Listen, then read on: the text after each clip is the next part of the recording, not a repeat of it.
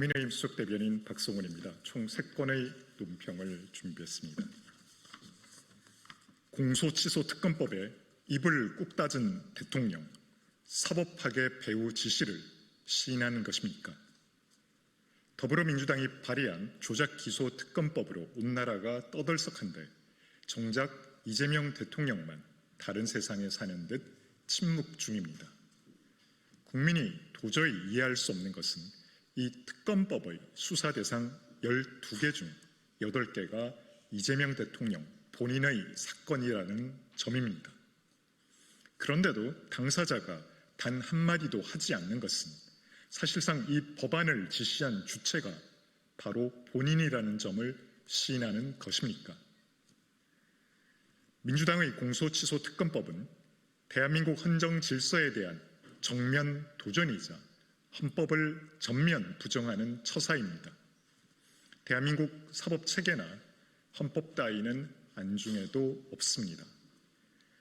이는 법이라고 하기에도 민망한 수단과 방법을 가리지 않고 오직 1인자를 지키기 위해 법치를 난도질하는 독재의 교과서나 다름없습니다. 헌법상 일사부재리 원칙마저 무시하고 재판 중인 사건을 강제로 뺏어오는 것도 모자라 검사 대신 입맛에 맞는 변호사를 앉혀 대통령의 공소를 취소하게 하겠다는 위헌적 발상까지 서슴지 않고 있습니다. 별건 수사로 이 대통령 수사나 재판에 참여한 검사들을 탈탈 털어 보복하겠다는 의도도 숨기지 않았습니다. 최대 180일 동안 이재명 정부와 민주당이 원하는 대로 칼날을 휘두르겠다는 속셈입니다. 또한 1심 판결은 기소 6개월 이내, 2, 3심은 각각 3개월 이내에 끝내도록 규정했습니다. 수사 대상이 12개나 되는데 대법원 판결까지 단 1년 안에 끝내라는 것은 대통령 무죄 만들기를 속전속결로 마무리하려는 수작일 뿐입니다. 이 대통령은 과거 재판중지법 추진 때는 무리하게 하지 말라며 선비 흉내라도 내더니 이번 특검법 앞에서는 왜 꿀먹은 벙어리입니까?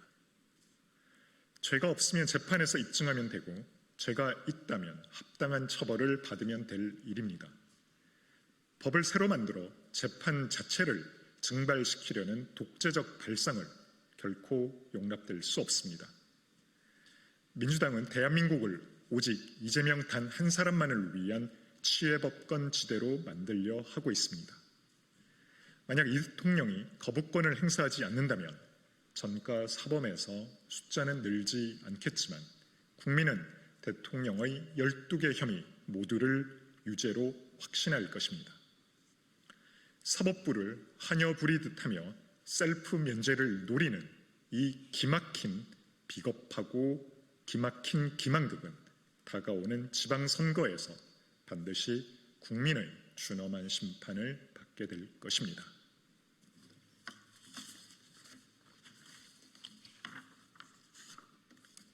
통일을 부정하는 통일부 장관은 존재 이유가 없습니다.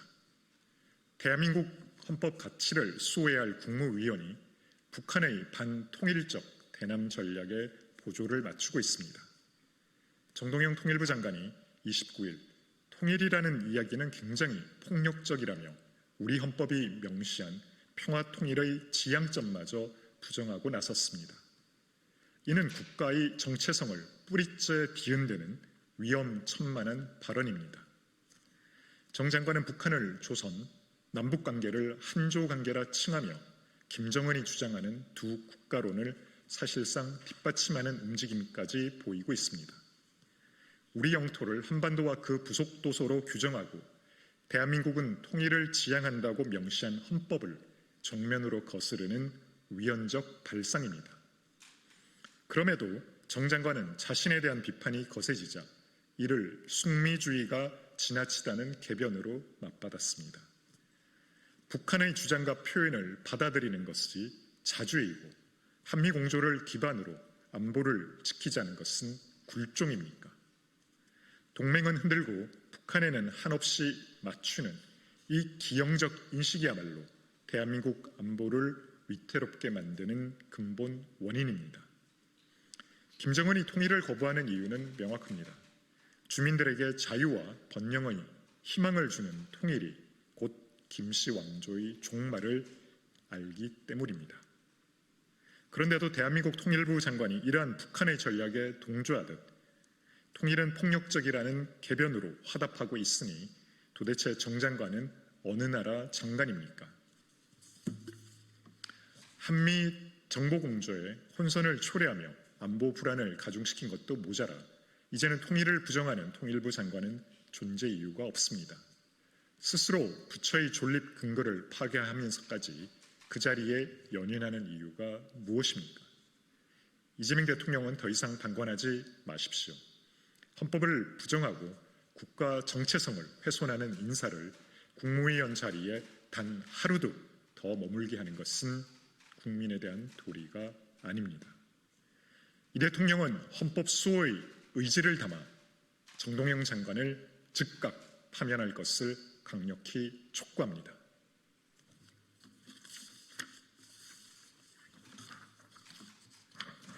HMM 이전 노사의 값진 결단입니다. 이제는 산업은행 부산 이전과 글로벌 허브 도시 특별법입니다. HMM 본사의 부산 이전에 대한 노사 합의를 진심으로 환영합니다. 대한민국 해운 산업의 경쟁력 강화와 국가 균형 발전이라는 대의를 위해 쉽지 않은 결단을 내려주신 HMM 노사와 임직원 여러분께 깊이 감사드립니다.